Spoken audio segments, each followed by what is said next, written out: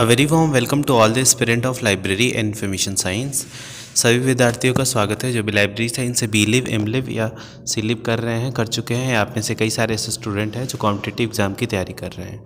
तो स्टूडेंट, इस वीडियो में आप सभी का कवर कराने वाला हूँ BLIE 229। इससे पहले हमने BLI 221, 222 एंड 223 का क्वेश्चन विद आंसर जो है लेक्चर तीन लेक्चर तीनों को डल चुके हैं। अगर आपने वो वाले नहीं देखे हैं तो वो भी देख सकते हैं। और BLIE 229 का एक लेक्चर डल चुका है लॉन्ग क्वेश्चन का। अभी हम ये शॉर्ट क्वेश्चन वाले पे डिस्कस करने वाले हैं। 150 वर्ड में आपको कंप्लीट करना होता है। तो यहाँ पे शॉर्ट क्वेश्चन में आपको नोट्स आ सकते हैं, जैसे right a short note on the following. 3-4 वहाँ पे टॉपिक दिया होगा, उनमें से कुछ सी 4 में 5 में जो भी मतलब उसमें ऑप्शन होगा, और बाकी उसमें से आपको जो सूटेबल लगे आप उस पर शॉर्ट नोट लिख सकते हैं। तो जैसे कि ये सारे जितने भी मैंने अभी लिख के लाया हूँ, ये बहुत ही इंपॉर्टेंट मतलब पॉइंट्स हैं। ये हमेशा ही रिपीटेड होते हैं। जैसे कि ऑडियो वीडियो स्ट्रीमिंग क्या होता है, नाम से ही आपको वैसे भी लिख सकते हो। Like audio video streaming is the method of content transmission. एक मेथड है जिसके द्वारा कंटेंट जो है ट्रांसमिट होता है।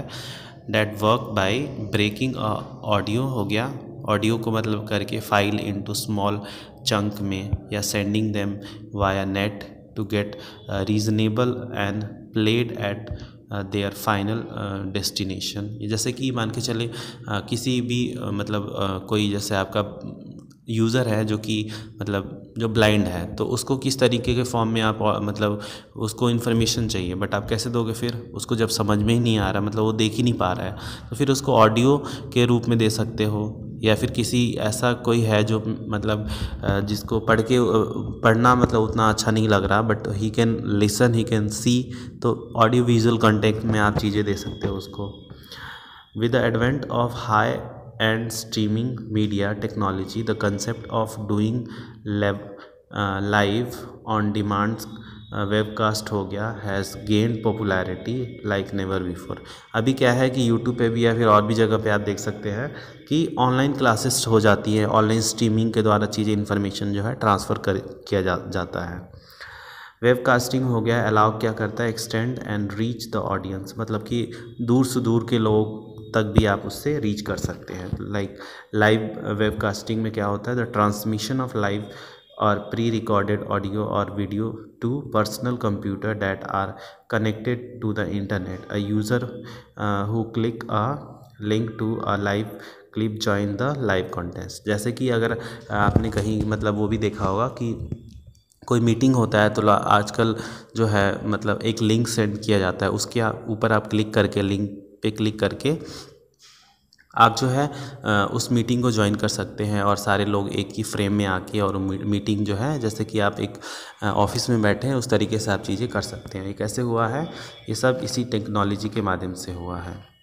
ऑन डिमांड वेबकास्ट की बात करें तो प्री रिकॉर्डेड होता है क्लिप आर डिलीवर और streamed to user upon request. जैसे कि ये वाला मैं अभी वीडियो डाल रहा हूँ, तो आप लोगों का डिमांड आ रहा है कि सर इस पर्टिकुलर सब्जेक्ट पे बनाए, तो हम रिकॉर्ड करके डाल रहे हैं, तो ये क्या है, ऑन डिमांड हो गया।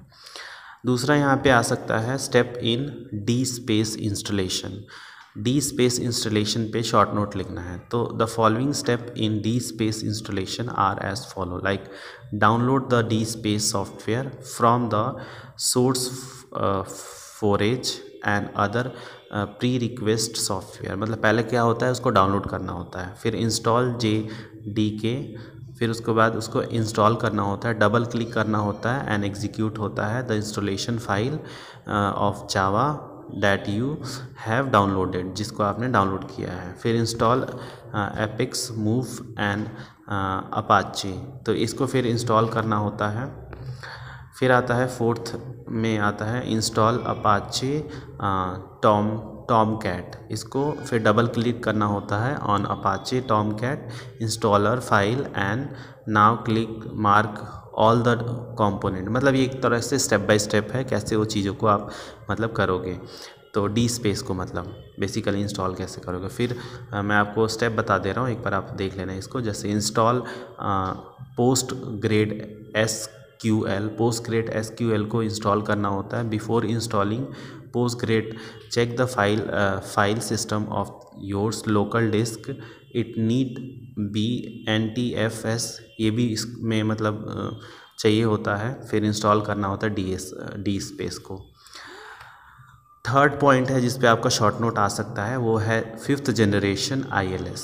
Library automation software are categorized into 4 different generation on the basis, मतलब लाइब्रेरी का जो ऑटोमेशन है सॉफ्टवेयर वो कैटेगराइज किया गया है 4 डिफरेंट जनरेशन पे based on the core contribution of the packages, like software architecture हो गया एक्सेट्रा।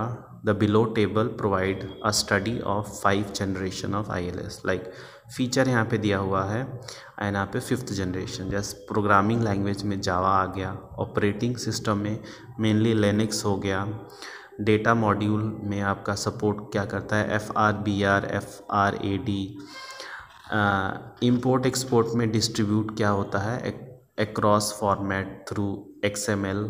तो इस तरीके से यार एक बार आप पढ़ लेना इसको।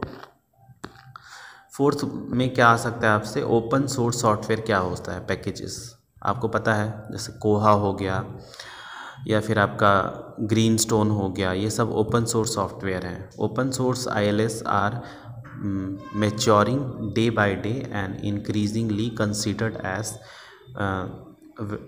वाइएबल alternative to commercially available ILS, मतलब एक तरह से ये मेच्योर हो रहा है डे बाय डे इसमें, और अलग अलग फीचर ऐड हो रहा है और कमर्शियली अवेलेबल हो रहा है ILS, ठीक है। Some of the open source software are taking technologically lead in the cutting edge technology such as Koha, जैसे कि कोहा मैंने आपको स्टार्टिंग में बताया था, ये one of the best open source software है, is considered as leader in developing the modules of OPAC 2.0, इसमें सबसे मतलब बेस्ट ये उभर के आता है। Apart from these technological advantages open source ILS provide many other benefit provide करता है, जैसे कम्युनिटी ओनरशिप का प्रोवाइड करता है, वेंडर इंटरडिपेंडेंसी हो जाती है, मतलब कि अगर आपने पेड वाला ले लिया है तो आप मतलब डिपेंडेंट ही रहोगे, अगर मान के चलो सॉफ्टवेयर इस्तेमाल करने में कोई दिक्कत आ रही है, आप चाहोगे कि छोड़ो आप कोई और सॉफ्टवेयर इस्तेमाल कर सकते हो, क्योंकि आपने उसमें पे कर रखा है तो आप डेफिनेटली उसको यूज़ करोगे। स्मूथ माइग्रेशन होता है, एक जगह से दूसरी जगह माइग्रेशन आप आराम से कर सकते हो। यूज़ ऑफ ओपन स्टैंडर्ड की भी यहाँ पे यूज़बिलिटी आ जाती है आराम से। कस्टमाइजेशन, मतलब अपनी तरफ से आप उसमें कुछ कस्टमाइजेशन कर सकते हो, कुछ अपनी चीज़ें ऐड कर सकते हो, कुछ डिलीट कर सकते हो चाहो तो। फंड सेविंग हो गया, फ्रीडम हो गया, आप फ्रीडम है मतलब एक जगह एक सॉफ्टवेयर से दूसरे सॉफ्टवेयर में मूव करने के लिए। फ्रेटर्निटी हो गया, open source ILS support fraternity in library community at the international level, ये भी इसको सपोर्ट करता है।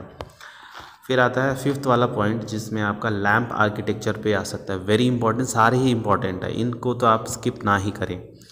लैम्प आर्किटेक्चर की बात करें, LAMP stand for the Linux, Apache, MySQL और Perl. It refers to the combination of Linux as operating system, ये मतलब ये रेफ़र क्या करता है, combination of Linux as operating system, Apache as web server, MySQL as backend, RDBMS को support करता है। पर्ल हो गया programming environment. Most of the open source software are based on LAMP architecture, ज़्यादातर जो ओपन सोर्स सॉफ्टवेयर होते हैं वो लैम्प आर्किटेक्चर पे ही बेस्ड होते हैं, और लैम्प का फुल फॉर्म क्या होता है, लाइनेक्स, अपाचे, MySQL, पर्ल। उसके अलावा यहाँ पे the LAMP platform consist of 4 component इसमें होते हैं that are structured in a layered way, एक लेयर्ड वे में स्ट्रक्चर होते हैं। Each layer provide a critical parts of the entire software stock, ये हर जो मतलब लेयर होता है ये क्रिटिकल मतलब रोल प्ले करता है। जैसे लिनक्स हो गया is the lowest level layer, provide क्या करता है, ऑपरेटिंग सिस्टम। फिर Apache the next layer is Apache the web server, Apache provide the mechanical layer provide करता है ये। MySQL जो है ये प्रोवाइड क्या करता है, data storage side of the lamp system, and P जो है ये simple and efficient programming languages है जो प्रोवाइड करता है glue for all the other parts of the lamp architecture. तो हर किसी का अपना अपना एक अलग रोल होता है। नेक्स्ट जो पॉइंट है जैसे parameters for evaluation of commercial ILSS, क्या क्या वो पैरामीटर है जिससे हम इवेलुएट कर सकते हैं कमर्शियल ILSS को। वेंडर वैलिडिटी की बात करें ये भी इसमें आता है। The reputation of software development group और the vendor is extremely valuable, ये बहुत ही इंपॉर्टेंट होता है vendor validity. Question should be raised to judge the validity, like it is the vendor also the software developer, क्या वो software developer होते हैं। Is there any international presence और इज़ द कंपनी लोकलाइज्ड, क्या इसका कोई इंटरनेशनल प्रेजेंस है या फिर कंपनी कोई लोकलाइज भी है। फिर training, documentation and customer support भी इसमें देखने को मिलता है। The vendor must provide adequate training facility without fee, बिना फ़ी के ये जो है ट्रेनिंग प्रोवाइड करें, ये भी यहाँ पे एक्सपेक्ट किया जाता है। To manage and operate the system on day to day basis पे मैनेज करें, सिस्टम को ऑपरेट करें। To run files, backup, operation, software. Complete documentation must be available, complete documentation जो है अवेलेबल होनी चाहिए with the package along with regular जो documentation होता है उसमें। The package must have supports from the software vendor for hardware and software maintenance and data conversion, emergency and on call support भी provide करता है। 7th point जो है cloud based library automation, very important और बहुत simple भी है। Cloud based library automation क्या होता है। Cloud computing is network based computing, ये नेटवर्क बेस्ड कंप्यूटिंग होती है जो फैसिलिटेट क्या करता है, support on demand use of hardware, on demand जो यूज़ होता है हार्डवेयर का वो सपोर्ट करता है एंड सॉफ्टवेयर ऑल्सो।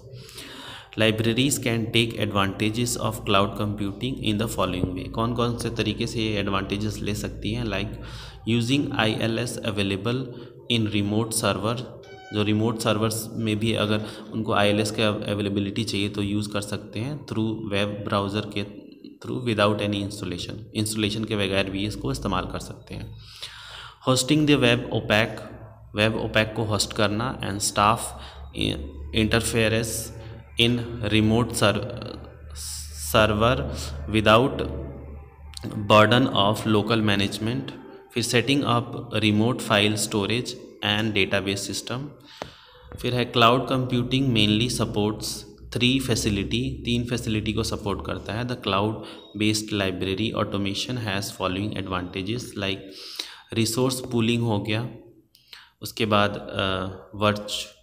वर्चुअलाइजेशन हो गया लाइब्रेरी का, इलास्टिसिटी हो गया, ऑटोमेटिक रिसोर्स डेवलपमेंट ये भी इसमें आता है, मटेरियल बिल्डिंग।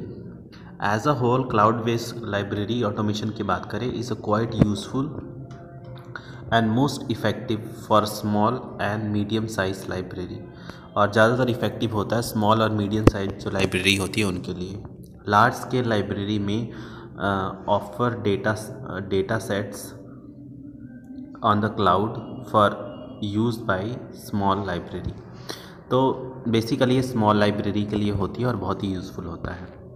नेक्स्ट जो है यहाँ पे पॉइंट जो है कंपोनेंट ऑफ RFP का कंपोनेंट क्या होता है। The RFP requires being a structured document, ये एक स्ट्रक्चर्ड डॉक्यूमेंट की रिक्वायर करता है। The component of a typical RFP are as follow, तो कौन कौन से RFP होते हैं, जैसे background information about the library, what are its mission, क्या उसके मिशन है, विज़न क्या है, गोल क्या है, सर्विसेज कैसे वो देता है। फिर डिटेल बताता है स्ट्रक्चर ऑफ नीड की, जैसे what are the objective of the library, automation, या फिर सर्विस लेवल की रिक्वायरमेंट क्या है, फंक्शनल रिक्वायरमेंट क्या है, वेंडर नेम बताता है, कॉन्ट्रैक्ट एड्रेस बताता है, टाइम फ्रेम बताता है, इवेल्युएशन एंड मेथड बताता है, what are the critical factors that must be present.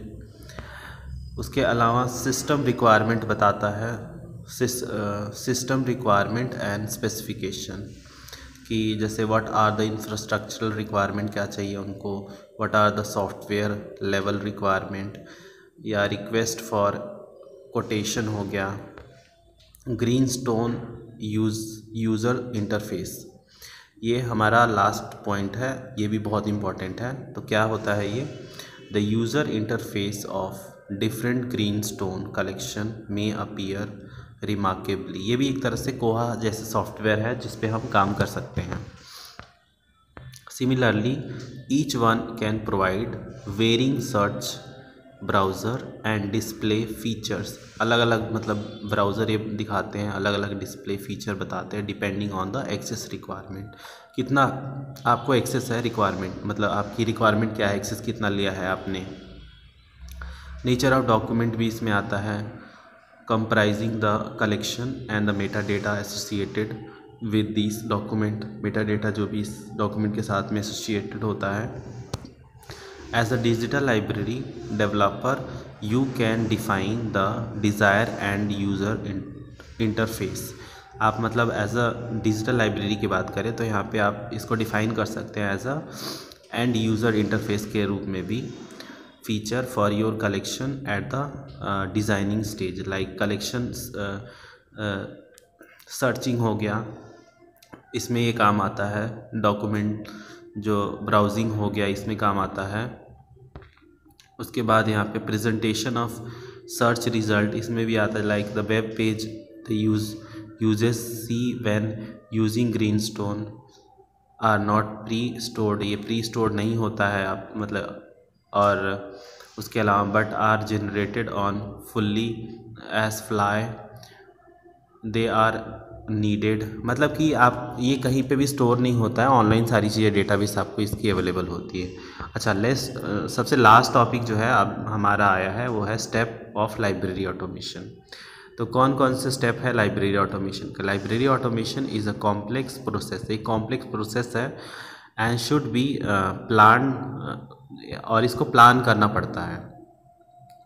The complete process of library automation में be divided into following step. कौन कौन से स्टेप आते हैं, जैसे software selection very important, hardware selection आता है। फिर उसके बाद जैसे आपने अपना लाइब्रेरी सेटअप करना है या फिर किसी भी लाइब्रेरी में आप नया ज्वाइन करते हैं, उसको अभी स्टार्ट करना है, तो सबसे पहले क्या करेंगे, सॉफ्टवेयर सेलेक्ट करेंगे कौन सॉफ्टवेयर पे हम वर्क करेंगे, फिर हार्डवेयर कौन सा रहेगा, फिर साइट प्रिपरेशन कहाँ पे ये सारी चीज़ें मतलब इंस्टॉल की जाएंगी, जनरल ट्रेनिंग दिया जाएगा, कस्टमाइजेशन होगा, defining procedure for bibliographic data entry हो गया या एडमिनिस्ट्रेटिव डेटा एंट्री हो गया, फाइनेंशियल डेटा एंट्री हो गया, फिर कमीशनिंग होता है इसी में। It require obvious that implementation of data step in library automation, ये सब इसमें कवर होता है। तो आई होप यहाँ तक आपको सारी जो चीज़ें हमने बताई है आपको समझ में आई होंगी। इसमें कुछ फुल्ली एडवांटेजेस भी होता है of automation, until and unless it manual functional are perfect and justifiable। तो यहाँ तक अगर आपको कोई भी समस्या आ रहा हो तो प्लीज़ करके कमेंट बॉक्स में ज़रूर करें। जहाँ तक हम अपनी तरफ से है आपको सारे वो बेस्ट पॉइंट बता रहे हैं और विद आंसर आपको बताया जा रहा है। तो वीडियो को आप मतलब अगर नहीं मतलब देख रहे हैं तो एटलीस्ट आप कान पे लीड लगा के एक बार सोते हुए आप पूरा जो भी लेक्चर हम बता रहे हैं ये भी आप सुन लोगे ना, तो ये भी बहुत हेल्पफुल रहेगा। एक पॉडकास्ट की तरह भी आप अगर सुन लेते हो तो बहुत हेल्पफुल रहेगा। बट अगर आप नोट बना के करोगे मतलब अपनी तरफ से नोट बनाओगे उसका तो ज़्यादा उसको यूज़फुल रहेगा फिर, क्योंकि लॉन्ग टर्म में आपको इसकी यूज़ ही होने वाला है। तो आशा करते हैं आप सभी से कि आपको इन्फॉर्मेशन हमारी तरफ से प्रोवाइड किया जा रहा है वो आपको हेल्पफुल होगा। कोई भी दिक्कत हो कमेंट बॉक्स में ज़रूर करें। नेक्स्ट वीडियो आपको किस टॉपिक पे चाहिए वो भी आप कमेंट कर सकते हैं, हम जल्द से जल्द लेके आने की कोशिश करेंगे। तो मिलते हैं आप सभी से नेक्स्ट लेक्चर में किसी अलग टॉपिक के साथ, तब तक के लिए धन्यवाद।